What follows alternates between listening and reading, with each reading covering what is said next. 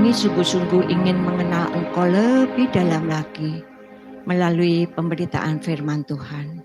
Biarlah Tuhan tolong kami, bukakan mata hati rohani kami, supaya kami sungguh-sungguh mengerti akan kehendak-Mu di dalam kehidupan kami melalui firman Tuhan pada pagi hari ini. Bapa yang baik, berkati hamba-Mu, sembunyikan hamba-Mu di balik salib-Mu, biarlah hanya Engkau saja yang berkata-kata.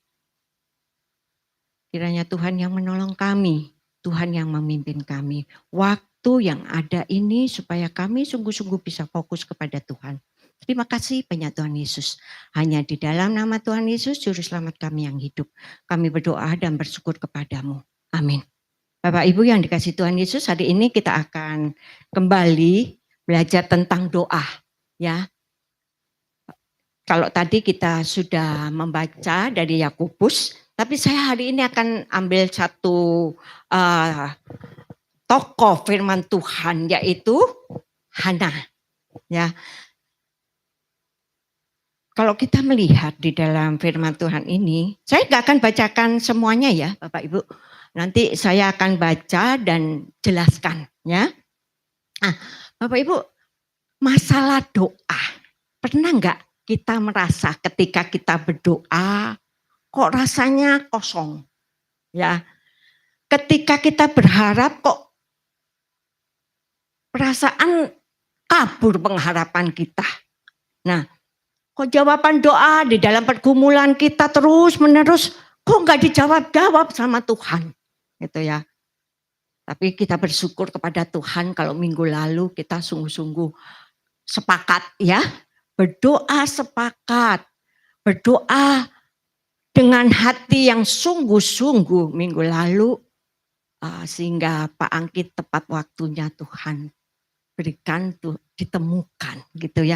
Itu doa yang benar-benar tadi di dalam Yakobus 5 ayat 16 kita harus sepakat berdoa Bapak Ibu.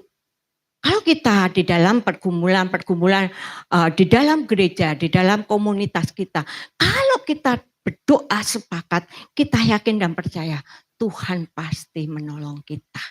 Amin. Ya, Bapak Ibu yang dikasih Tuhan Yesus, kita hari ini mau belajar yaitu tentang bertekun dalam doa. Kita akan belajar dari satu tokoh wanita yang bernama Hana. Ya, bagaimana dia sungguh-sungguh bertekun dalam doa ketika dia mengalami pergumulan yang berat sekali. Ya, saya akan bacakan di dalam ayat 1 hingga ayat yang keempat. Sebenarnya kita mau lihat siapakah Hana. Sebelum saya menjelaskan, kita akan melihat sebenarnya siapakah Hana itu. Ada seorang, 1 Samuel 1 ayat 1 sampai 4 dikatakan ada seorang laki-laki dari Ramataim, Sofim, dari pegunungan Efraim namanya Elkanah bin Yeroham bin Elihu bin Tohu bin Suf, seorang Efraim. Orang ini mempunyai 2 istri. Elkanah ini punya istri 2. Yang seorang bernama Hana dan yang lainnya bernama Penina. Penina mempunyai anak tetapi Hana tidak. Ya. Orang itu dari tahun ke tahun pergi meninggalkan kotanya untuk sujud menyembah dan mempersembahkan korban kepada Tuhan semesta alam di Silo. Di sana yang menjadi imam Tuhan ialah kedua anak Eli, Hofni dan Pinehas. Pada hari Elkanah mempersembahkan korban diberikannya lah kepada Penina istrinya dan kepada semua anaknya laki-laki dan perempuan masing-masing sebagian. Bapak Ibu yang dikasih Tuhan Yesus, kita akan melihat Hana ini adalah istri pertama Elkanah. Elkanah punya istri lagi, madunya gitu ya. Nah, namanya Penina. Elkanah Hana tidak diberi anak, kandungannya ditutup oleh Tuhan ya. Sementara ini madunya ini punya anak banyak. Ya, Bapak Ibu yang dikasih Tuhan Yesus, kita melihat bagaimana perasaan yang namanya Hana ini ya, ketika dia tidak bisa punya anak. Ya. Kita akan melihat ketekunan Hana di dalam doa ini yang pertama yaitu dia tetap berdoa di tengah kepedihan dia. 1 Samuel 1 ayat 10 dikatakan di sana, dan dengan hati penuh pedih ia berdoa kepada Tuhan sambil menangis terseduh-seduh. Bapak Ibu yang dikasih Tuhan Yesus, tahu nggak latar belakangnya? Kenapa hatinya Hana itu sangat pedih?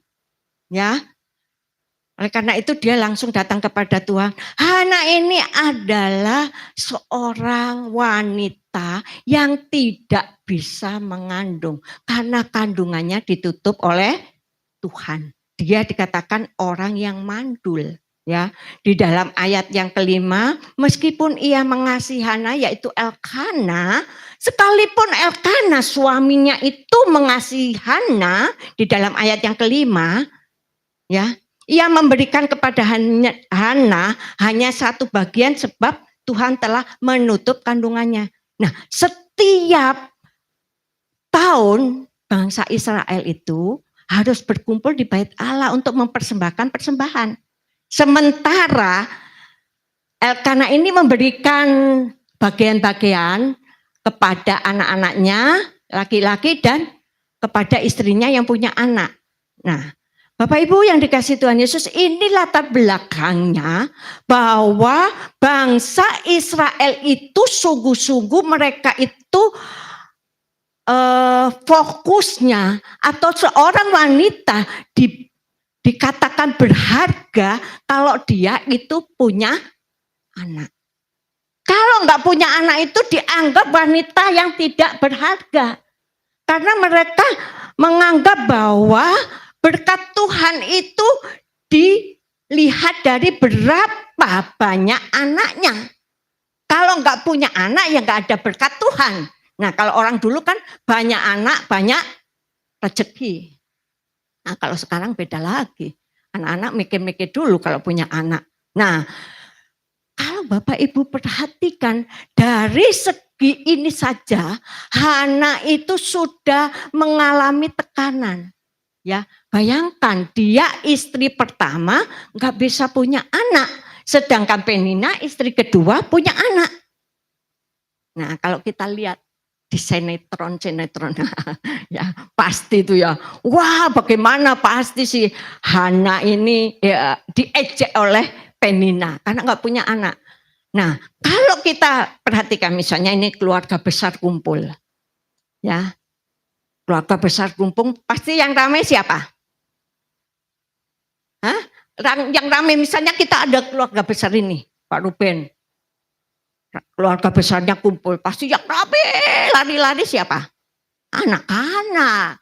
Nah, bayangkan Bapak Ibu, ketika keluarga Elkana berkumpul, yang lari-lari anaknya siapa? Pasti anaknya si Penina. Nah, seperti itu kalau kita lihat, ya langsung pasti yang namanya Penina tuh lihat, kamu sih nggak punya anak. Jadi gak bisa bahagia, lihat seperti anak-anak saya saat itu. Bapak Ibu yang dikasih Tuhan Yesus, ketika Hana mengalami banyak tekanan, bahkan dikatakan bahwa Hana itu merasa Tuhan gak adil.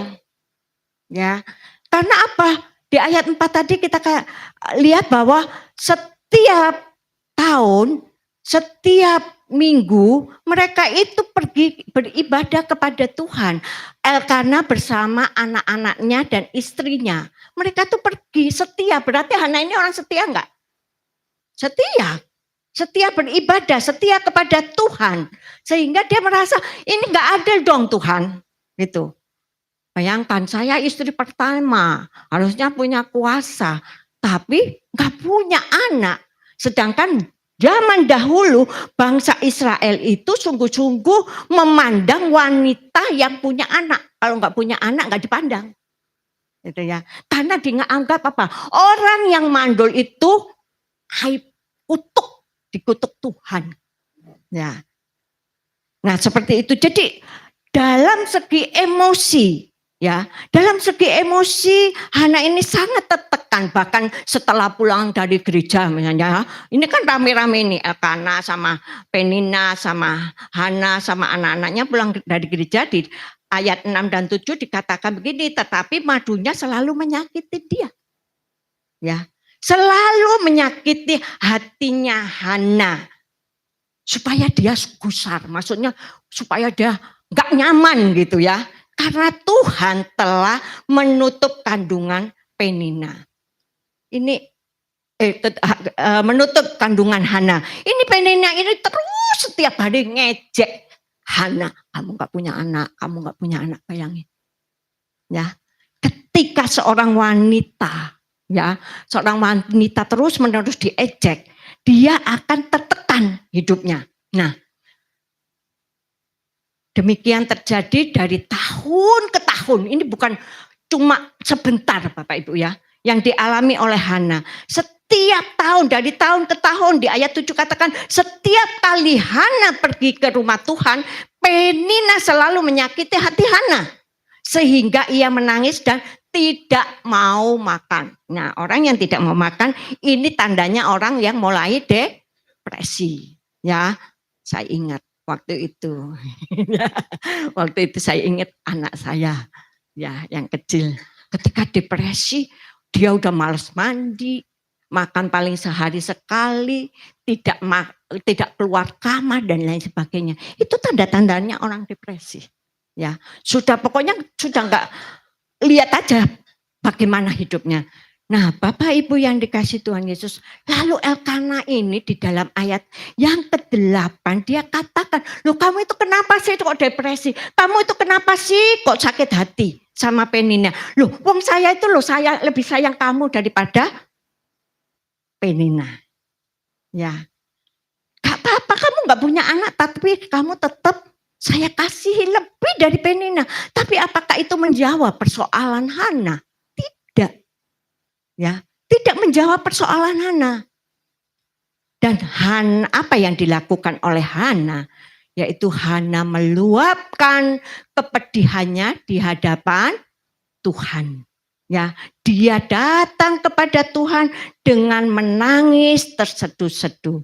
Bapak Ibu yang dikasihi Tuhan Yesus kita, sikap Hana yang patut kita teladani adalah Hana tidak berkeluh kesah kepada manusia. Dia tidak curhat sama manusia ketika dia menghadapi tekanan batin, ya, tekanan emosi, tekanan jiwanya, enggak. Dia enggak ngomong sama orang lain, dia enggak ngomong sama temannya, enggak.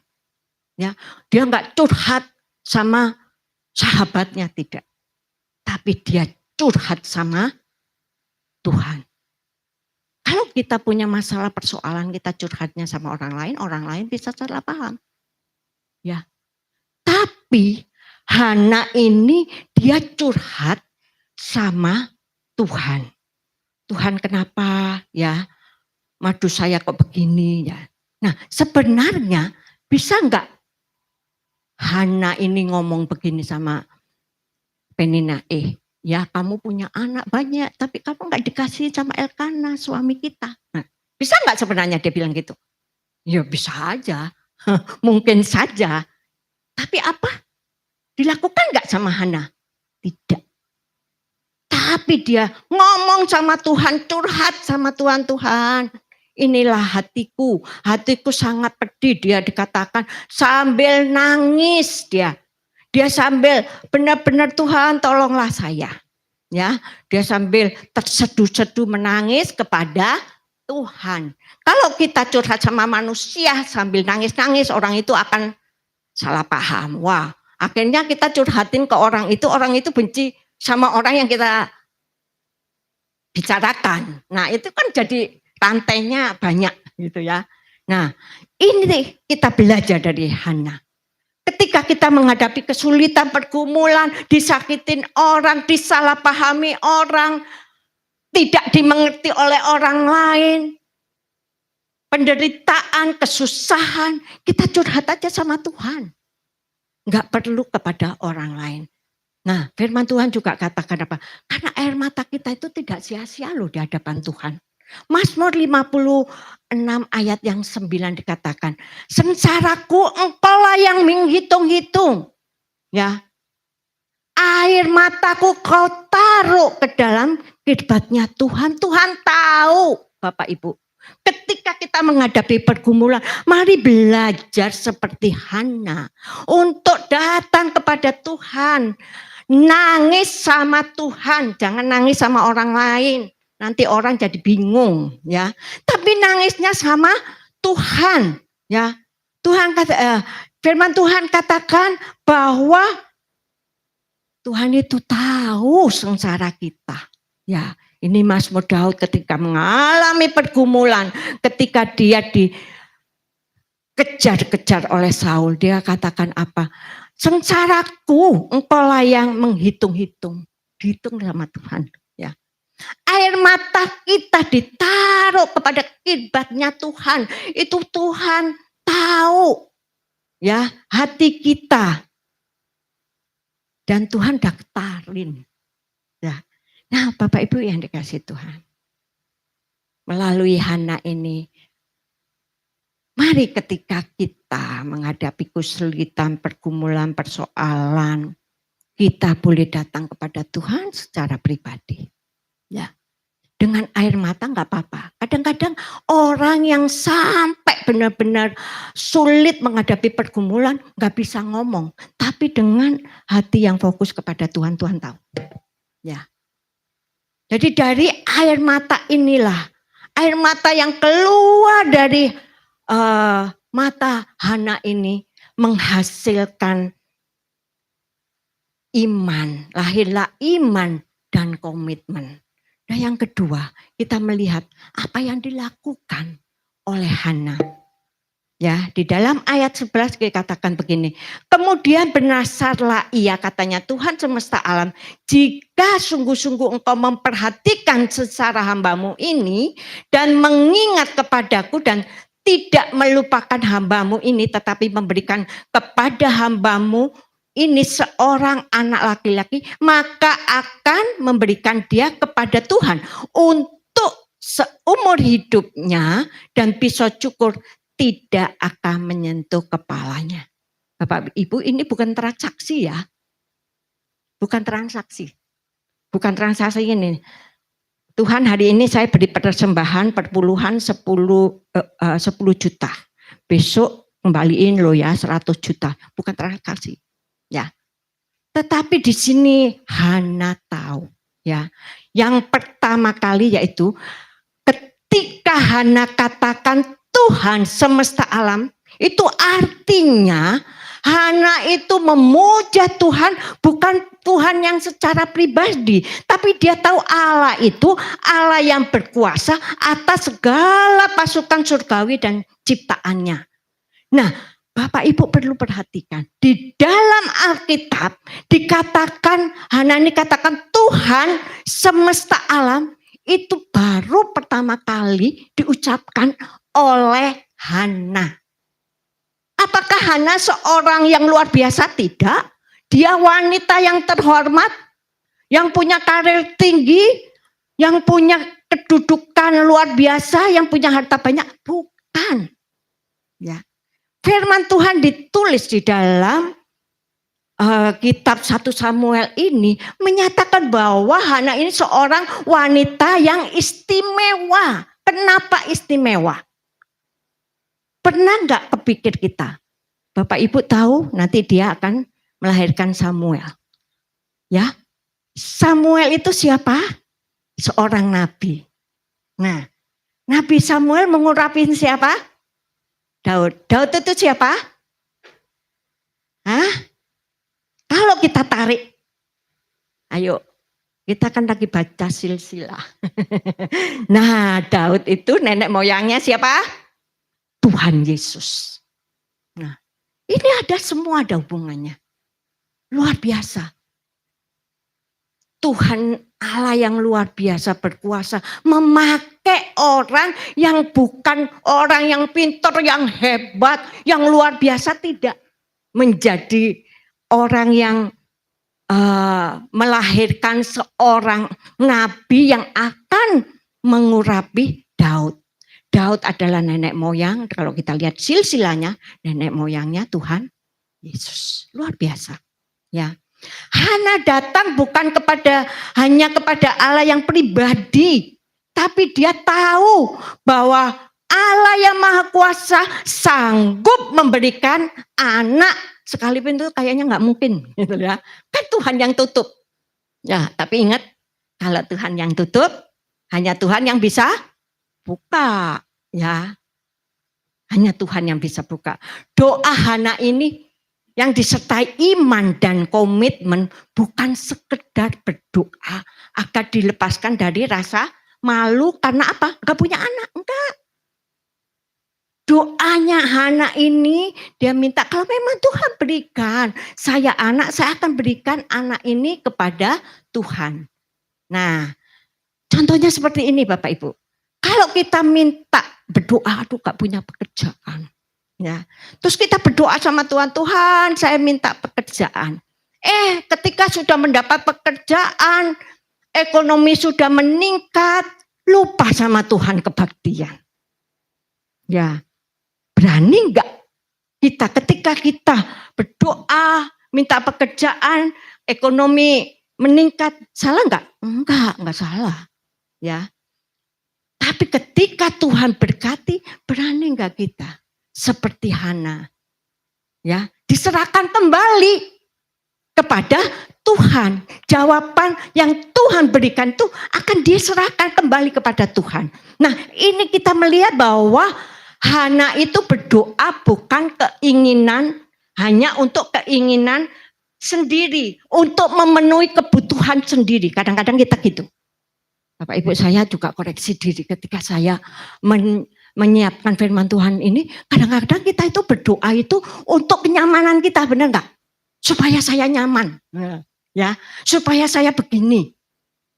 Nah, tapi kita belajar dari Hana, ya, Hana itu berdoa bukan untuk kenyamanan dia. Kalau Tuhan jawab, ya udah saya serahin lagi sama Tuhan. Ini anak ini, gitu ya.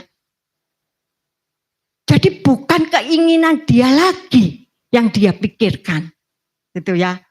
Dia nggak ingin lagi untuk pikiran dia. Oh, nanti saya malu dong Tuhan.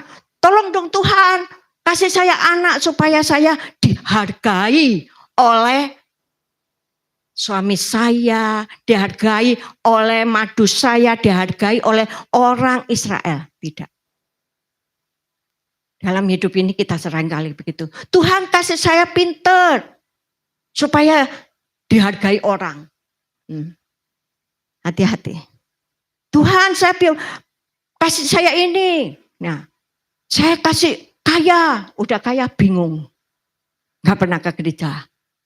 Nah, tapi Hana katakan bahwa setelah saya dapat berkat anak, Tuhan saya serahin anak ini kepada Tuhan. Jadi di sini Hana menyerahkan hasil doanya kepada Tuhan, ya. Dia menyerahkan doanya, hasil doa itu kepada Tuhan. Dia nggak tahu dapat apa enggak, pokoknya saya berserah sama Tuhan dan hasil doa itu nanti saya serahkan kepada Tuhan. Ya. Di sini banyak hal saya koreksi diri ya. Kadang saya doa, Tuhan apa begini. Untuk kenyamanan saya. Apa untuk memuliakan Tuhan? Ya, nah beda-beda tipis nih. Hati-hati Bapak Ibu. Ya. Nah, ketika ayat 20 berkata, maka setahun kemudian mengandunglah Hana dan melahirkan seorang anak laki-laki. Ia menamai anak itu Samuel. Sebab katanya aku telah memintanya daripada Tuhan. Ya. Lalu apa diserahin? Diserahin.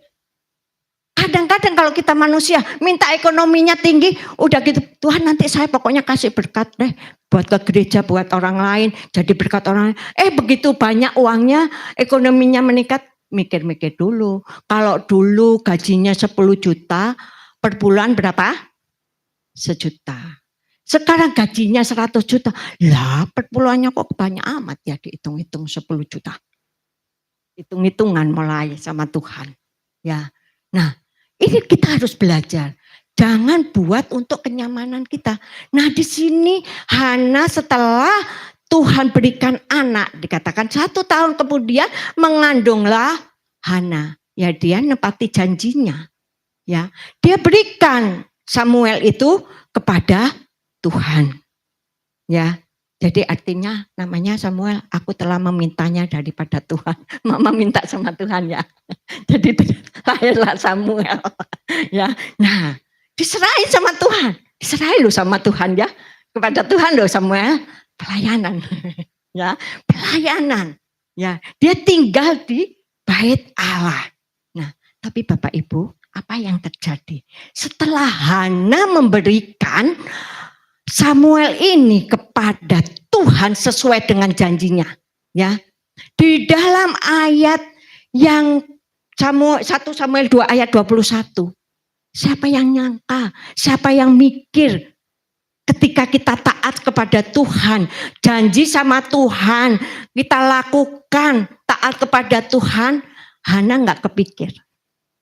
Hana tidak terpikir apa yang dia terima saat ini.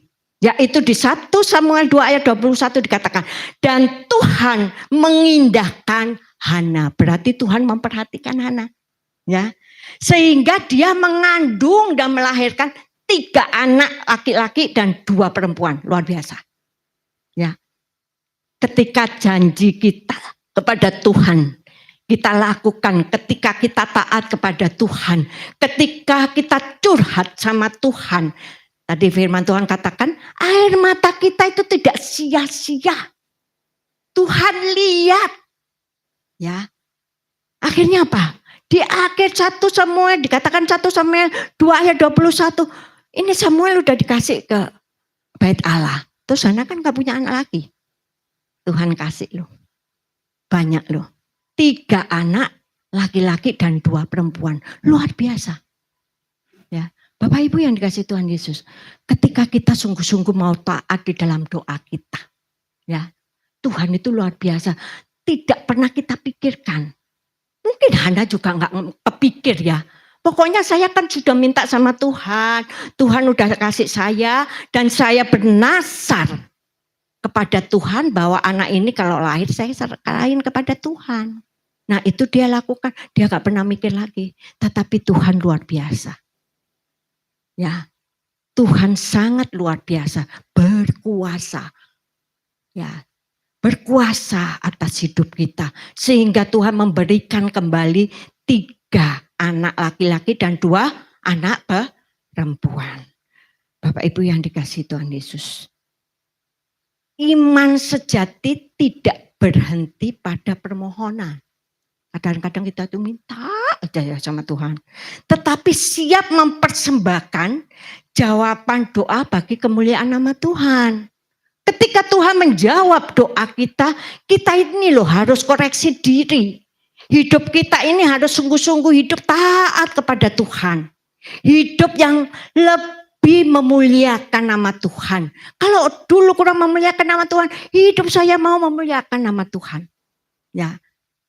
Kadang-kadang kita tuh lupa untuk bersyukur kepada Tuhan ketika kita minta Tuhan kasih, lupa seperti 10 orang sakit kusta. Yang balik ke Tuhan Yesus cuma 1. Orangnya 10 yang balik untuk bersyukur kepada Tuhan, 1 yang 9 kemana hilang.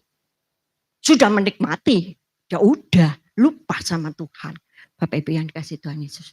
Jadi iman kita, iman yang sejati itu tidak berhenti pada permohonan. Kadang-kadang kita itu minta terus sama Tuhan. Ya, minta dan minta. Tapi tidak siap untuk mempersembahkan jawaban doa bagi kemuliaan nama Tuhan. Ya. Dan doa yang disertai iman dan komitmen. Nah, komitmen ya, maksudnya komitmen kepada Tuhan. Hana berkomitmen kepada Tuhan, pokoknya nanti kalau Tuhan kasih, saya kasih kepada Tuhan. Dijawab sama Tuhan, saya berikan kepada Tuhan. Tuhan gantinya banyak sekali. Wih, luar biasa. Ya, Tuhan gantinya banyak sekali loh, 5. Ya, ketika kita sungguh-sungguh taat, berdoa kepada Tuhan, taat kepada Tuhan. Jadi doa yang disertai iman dan komitmen ini seperti Hana, bukan hanya menggerakkan tangan Tuhan, tetapi juga mengubah hati kita semuanya. Disinilah kita melihat bahwa ketekunan dalam doa bukan sekedar menunggu jawaban doa. Saat ini saya berdoa untuk satu hal. Sudah setahun. Tapi Tuhan belum jawab. Nah, melalui firman Tuhan ini saya diingatkan oleh Tuhan. Ini salahnya, doanya, hatinya ini salah. Pasti. Karena apa? Saya pasti salah, ini doa ini salah. Karena apa? Ini untuk supaya dilihat orang. Atau apa kata orang nanti kalau seperti ini. Nah, seperti itu ya. Nah, Bapak Ibu yang dikasihi Tuhan Yesus, saya berdoa sama Boksu ini. Sepakat berdoa, tapi sampai hari ini belum dijawab sama Tuhan. Tapi ada apa namanya, ada jalan terbuka sedikit. Tapi saya bersyukur, sekalipun cuma sedikit saja. Itu. Nah, tapi dengan tekun kita berdoa, Tuhan itu akan bisa mengubah hati kita dalam proses ini ya. Ya, setiap doa itu pasti ada prosesnya. Waktu belum dijawab sama Tuhan kan ada tenggang waktunya itu ya. 1 tahun, 2 tahun, 3 tahun. Nah, dalam menghadapi proses itulah Tuhan itu mau membentuk hati kita. Ya. Tuhan itu tahu kalau jawaban doa belum diberikan berarti Tuhan mau proses hati kita. Ya, Tuhan mau proses hati kita supaya kita sungguh-sungguh bergantung sama Tuhan, mempercayai Tuhan dan mempunyai hati yang damai, tenang, nggak mikirin terus sudah doa masih mikirin. Ya, nah itu yang mau Tuhan. Jadi inilah yang dialami oleh Hana ketika dia berdoa dengan air mata yang luar biasa. Ya. Dia beriman kepada Tuhan. Dia punya komitmen kepada Tuhan. Tuhan mengubah hati dia. Ya. Dikatakan di dalam ayat yang ke-17 dan 18 begini. Waktu itu Hana di ayat 10 katakan ya. Hana itu kan berdoa. Dia datang ke bait Allah. Di sana bait Allah itu ada Imam Eli. Terus dikatakan dia lagi berdoa. Komat kamit. Imam Eli ini mikir, ini Hana ini ngapain kayak orang mabuk gitu ya. Tapi Hana ngomong kan, saya nggak mabuk tapi saya ini sakit sekali. Hati saya sedih sekali ya. Lalu apa yang dikatakan oleh Imam Eli dikatakan begini, pergilah dengan selamat dan Allah Israel akan memberikan kepadamu apa yang engkau minta daripadanya. Ya. Sesudah itu berkatalah perempuan itu, biarlah hambamu ini mendapat belas kasihan daripadamu. Di ayat 18, lalu keluarlah perempuan itu yaitu Hana, ia mau makan dan mukanya tidak muram lagi. Ini titik balik Hana. Ya, ketika dia sudah mencurahkan semua hati dia, pergumulan dia, curhat dia kepada Tuhan, ya. Terus dia langsung dia punya komitmen, Tuhan, saya percaya bahwa Tuhan adalah Allah yang berkuasa. Dan saya berkomitmen ketika saya mendapatkannya, saya mau serahin itu apapun hasilnya, ya aku serahin balikin sama Tuhan. Itu ya.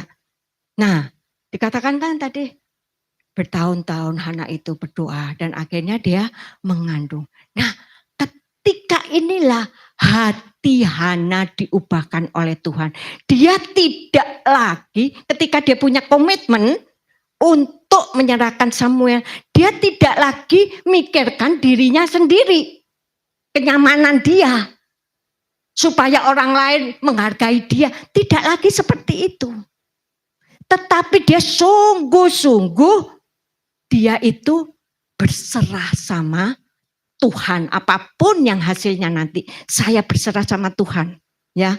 Lalu dia bangkit dan dia mau makan. Stresnya, depresinya hilang, ya. Setelah Hana berdoa dan berbicara dengan Imam Eli, Hana bangkit dan mau makan, bahkan mukanya tidak muram lagi, penuh sukacita. Inilah momen pemulihan batin. Dia menyadari rugi dong. Saya kalau nangis terus nggak makan, gitu ya. Nangis terus nggak makan, bersedih hati, ya. Nggak bisa bikin apa-apa, nggak bisa kerja. Orang depresi kan seperti itu. Nah, ini titik balik dia. Ketika dia berserah kepada Tuhan dalam doanya, titik baliknya dia langsung bangkit. Ya, dia bangkit karena apa? Fokus dia berubah. Dari fokus kepada masalah, persoalan, keinginan, dan lain sebagainya, penderitaan, kesusahan, dan lain sebagainya, fokusnya balik kepada Tuhan. Itu yang luar biasa. Membuat Hana penuh sukacita. Mungkin situasinya berubah enggak? Enggak. Hana kan belum hamil, belum punya anak. Situasinya enggak berubah. Kan dikatakan setahun kemudian baru dia ngandung. Punya anak. Dia mengandung ya 9 bulan ya, berarti 2 tahun baru dia punya anak. Seperti itu. Situasinya berubah enggak waktu dia berdoa dan Eli, pulang kamu. Gitu. Pasti Tuhan jawab doamu. Ya. Itu titik balik Hana. Itu titik balik Hana, langsung dia bangkit, dia mau makan. Dia tahu bahwa Allah yang berkuasa. Allah itu setia. Nah di situ Bapak Ibu titik balik Hana. Jadi kita itu jangan hidup mengasihi diri kita sendiri. Ayo fokus kepada Tuhan. Jangan fokus pada diri sendiri. Ya, situasi mungkin tidak berubah. Ya, benar enggak? Tetapi yang diubah oleh Tuhan yaitu apa? Hati kita. Ketika hati kita berubah, respon kita akan berbeda. Ya, saya yakinin ketika hatinya Hana penuh dengan sukacita, dia berjumpa dengan Tuhan melalui doa. Ketika dia ketemu Penina, kesel gitu? Enggak. Karena apa? Dia menghadapi pemulihan dari Tuhan. Ya, responnya berbeda. Ya, mungkin kita disakitin orang, terus kita belum mengampuni, jengkel, dengar suaranya aja kesal, gitu. Benar nggak?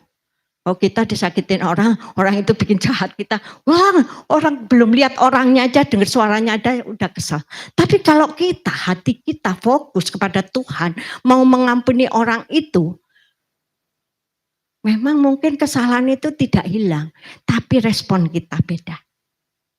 Ya. Karena apa? Fokusnya bukan sama orang itu, fokusnya sama Tuhan. Karena Tuhan sudah mengasihi kita, mengampuni kita, luar biasa. Siapa sih kita ini? Ya. Nah, inilah Hana. Ya, udah respon dia nggak peduli. Dari awal aja Hana nggak dibilangin, oh, kamu nggak punya anak. Kan dia bisa jawab atau nyaci maki Penina, tapi dia enggak. Mulutnya diam. Dia enggak ceritain Penina, tapi dia sama Tuhan. Nah, Bapak Ibu yang dikasih Tuhan Yesus, inilah kita harus belajar mengubah, ya, mengubah mindset kita. Jangan pada diri sendiri, jangan pada fokus pada hidup kita. Aduh, saya ini orang yang kasihan gitu. Ada seperti itu. Ya. Fokuslah sama Tuhan. Ya. Kalau orang yang fokusnya pada diri sendiri itu pasti banyak trouble dalam hidupnya. Tapi mari belajarlah fokus sama Tuhan. Apapun saya lakukan untuk kemuliaan bagi nama Tuhan. Doa kita pun harus fokusnya kepada Tuhan. Apapun yang nanti Tuhan berikan, ya udah. Saya sangat terharu dengan jawaban Denzel waktu hari Jumat siang kita Zoom doa bersama. Denzel ditanya sama Boksu, Denzel bagaimana dengan kondisi seperti ini, Papa seperti ini. Ya, saya penuh damai sejahtera, luar biasa. Saya penuh damai sejahtera. Kita memang benar minta kalau bisa Papa tetap hidup, tapi hasil akhirnya Tuhan yang menentukan. Ini luar biasa. Saya bilang, oh luar biasa, Denzel sampai bisa seperti itu. Ya, dia yakin dan percaya, fokus dia bukan kepada diri sendiri. Berhak nggak dia ngomong, iya kasihan saya ini, papa saya hilang kok nggak ketemu ya. Nah, ya Ibu Kristi seperti itu misalnya. Aduh kasihan ya, aduh suami saya. Enggak, kita doa sepakat, doa bersama-sama. Dan saya itu, buat saya itu luar biasa dan cerah. Bisa menguatkan kita semua. Sampai dia katakan, hasil akhirnya tetap Tuhan yang bekerja. Tuhan yang memberikan. Nah itu yang harus kita terima. Ya, kadang-kadang kita minta A, Tuhan kasih B. Karena Tuhan tahu. Gitu ya. Tuhan itu tahu apa yang ada di dalam kehidupan kita. Kalau mungkin kalau kita minta A dikasih A, kita menjadi celaka. Menjadi tidak setia kepada Tuhan. Seperti seorang anak umur 10 tahun minta motor sama papanya. Pasti papanya nggak kasih. Kecuali papa yang rada-rada sableng mungkin ya. Ngasih anak umur 10 tahun motor. Ya. Tapi kalau papa yang normal, pasti nggak dikasih. Karena apa? Dia tahu anak ini masih umur 10 tahun. Nggak boleh naik motor. Boksu itu ketat sekali. Urusan-urusan surat menyurat. Urusan SIM. Anak-anak saya itu baru umur 17 tahun. Baru dibikinin SIM motor dan mobil. Sebelumnya enggak. Harus taat sama pemerintah. Karena pemerintah diutus sama Tuhan. Jadi anak-anak saya sama pembantu, sama OB di GSK Bandung dulu. Nyoba-nyoba. Aduh coba ajarin saya dong Mang naik motor. No, gitu ya. Waktu itu umur 16 tahun. Boksu ketahuan sama Boksu ya dimarahin. Ya. Mbak boleh bawa motor sebelum punya SIM. Ya. Nah Bapak Ibu yang dikasih Tuhan Yesus, pasti ini kan orang tua yang sayang dong sama anaknya. Karena memang kenapa pemerintah kasih 17 tahun? Supaya dia bisa mikir lebih dewasa. Jadi enggak ugal-ugalan di jalan. Orang yang tua aja, yang udah usia aja kalau disalib marah. Apalagi anak muda, gitu kan? Ya. Nah, Bapak Ibu yang dikasih Tuhan Yesus, Tuhan tahu. Gitu. Jadi Tuhan itu akan jawab sesuai dengan waktunya Tuhan dan kehendaknya Tuhan. Ya, jadi kita harus belajar ketika kita bertekun berdoa, Tuhan ubah hati saya. Mungkin ini belum dijawab sama Tuhan, Tuhan mau ubah saya, hati saya ini. Supaya saya fokus kepada Tuhan bukan kepada persoalan. Ya, jadi perubahan hati sejati terjadi ketika kita berdoa, berhenti berdoa untuk ngontrol siapa? Tuhan. Kadang-kadang kita, Tuhan saya maunya ini A, B, C, D. Kita ngontrol Tuhan. Ya. Kita ngontrol Tuhan. Kita minta sih ya. Waktu itu Pak Anggi, kita minta Tuhan kalau boleh. Ya. Kalau boleh Pak Anggi ditemukan dalam kondisi masih hidup. Tapi sesuai doanya dan hasilnya itu kan Tuhan harus kita mau terima gitu. Ya, harus kita mau terima. Ya, hasilnya itulah yang Tuhan berikan. Jadi kita nggak ngontrol. Kalau boleh, saya berdoa sampai waktu itu saya benar-benar saya bergumul. Saya ini transaksi nggak sama Tuhan. Kalau saya bilang, Tuhan tahu nggak, Pak Anggi itu kan pelayanan. Di tempat kita ini kurang pemain keyboard. Jangan diambil dong. Kan itu transaksi sama Tuhan. Ya, kalau saya benar-benar berkumpul Bapak Ibu, ya. Saya sama Boksu kan doa, berdua. Terus saya lagi berkumpul, mikir, apa saya salah? Saya kok mintanya transaksi sama Tuhan gitu ya. Kan Tuhan, dia melayani Tuhan begitu luar biasa, setia loh. Kok sekarang Tuhan masuk gak kasih sih? Gitu. Gak kasih dia. Nah, tapi setelah dalam perjalanan ini kita belajar justru di sini loh pelajaran nyata.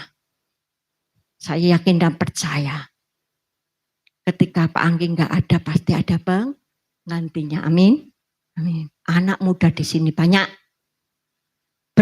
mulai bergerak. Ya, ada maksud Tuhan yang indah di dalam semuanya.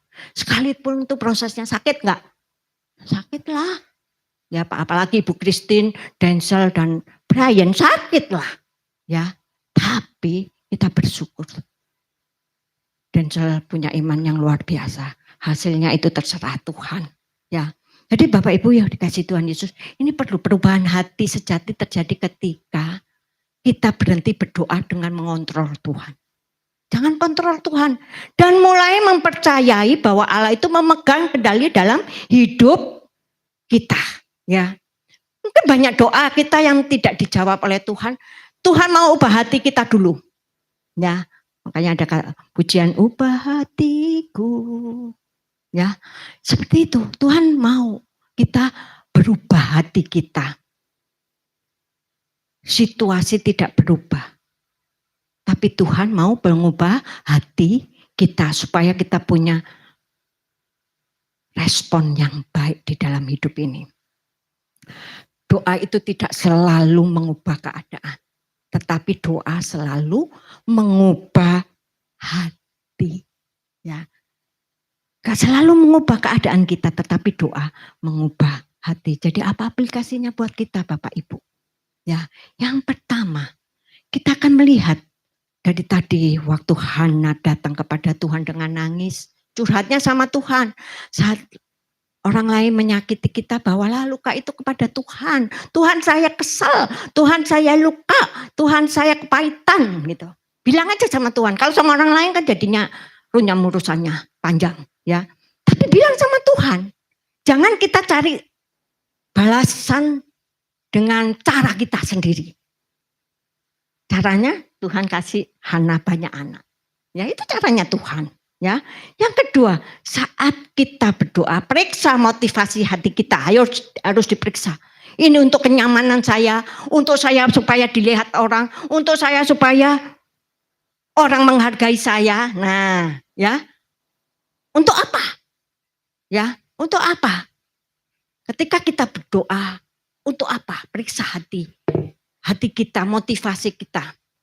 Apakah kita berdoa hanya untuk kebutuhan pribadi kita atau supaya Tuhan dimuliakan lewat jawaban doa ya yang Tuhan berikan. Dan yang ketiga yang terakhir yaitu ubah fokus kita dari masalah menjadi fokus kepada Tuhan. Mari kita baca bersama-sama kata-kata ini. 2, 3. Doa tanpa iman hanya menjadi rutinitas. Tapi doa dengan iman mengandung kuasa Tuhan. Bapak Ibu mari kita belajar berdoa sungguh-sungguh dengan iman kita. Minta Tuhan ubah hati kita. Besar kuasanya. Ketika orang sakit kita benar-benar berdoa dengan hati yang berserah pada Tuhan. Mempercayai Tuhan apapun hasilnya. Itu yang harus kita terima. Jadi Tuhan itu menyiapkan hati kita. Ketika kita sudah siap, hati kita Tuhan kasih. Ya, Tuhan jawab doa kita. Karena kita udah siap hatinya. Mungkin gak sesuai dengan apa yang kita doakan. Biarlah firman Tuhan hari ini mengingatkan kita. Mari kita belajar untuk curhatnya sama Tuhan. Jangan sama manusia. Ya. Periksa motivasi hati kita ketika kita berdoa untuk apa. Kita minta itu untuk apa. Gitu ya. Motivasinya apa. Dan yang ketiga, ubah fokus kita dari fokus kepada diri sendiri, fokus kepada Tuhan. Karena dengan iman inilah, itu bukan rutinitas kita. Oh doa, oh rutin, pokoknya saya jam segini sampai jam segini. Udah rutin. Ya, enggak seperti itu. Tapi menjadi doa yang penuh kuasa yang akan Tuhan jawab dengan luar biasa. Mari kita berdoa. Bapak Ibu yang dikasihi Tuhan Yesus, mari kita koreksi hati kita masing-masing. Apakah kita sungguh-sungguh ketika kita bertekun dalam doa, ketika kita memohon kepada Tuhan, apa motivasi doa kita itu? Mari kita belajar untuk menyerahkan diri. Apapun hasilnya, itu yang akan kita terima. Mari belajar untuk memindahkan fokus dari diri sendiri kepada Tuhan. Mungkin ada doa yang belum dijawab oleh Tuhan, terus bertekun dalam doa itu. Mungkin ada persoalan, belum tahu ujungnya bagaimana. Tapi mari kita yakin, percaya bahwa Tuhan itu penuh kuasa, sanggup melakukan apapun.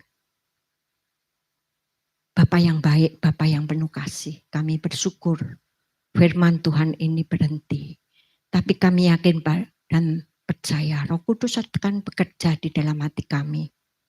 Ketika kami belajar untuk berdoa, bertekun dalam doa, ubah hati kami Tuhan.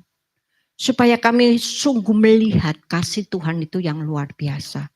Bukan karena kepentingan kami untuk mengontrol Tuhan, tapi mohon Tuhan mampukan kami. Ampuni kalau selama ini kami dalam doa-doa kami ingin mengontrol Tuhan. Jawaban doa kami mau supaya Tuhan menjawab sesuai dengan kehendak kami. Tapi biarlah Tuhan tolong kami. Pagi ini Tuhan mengingatkan kami. Supaya kami sungguh-sungguh belajar untuk menyerahkan hidup kami kepada Tuhan. Apapun hasilnya, apapun jawaban Tuhan akan doa yang sudah kami sampaikan kepadamu. Kami yakin dan percaya Tuhan akan memberikan yang terbaik sesuai dengan kehendak dan waktumu Tuhan. Berkati jemaatmu di tempat ini bila ada doa-doa yang belum dijawab oleh Tuhan. Biarlah Tuhan mengubah hati mereka. Memberikan hati yang percaya, berserah, berharap hanya kepada Tuhan.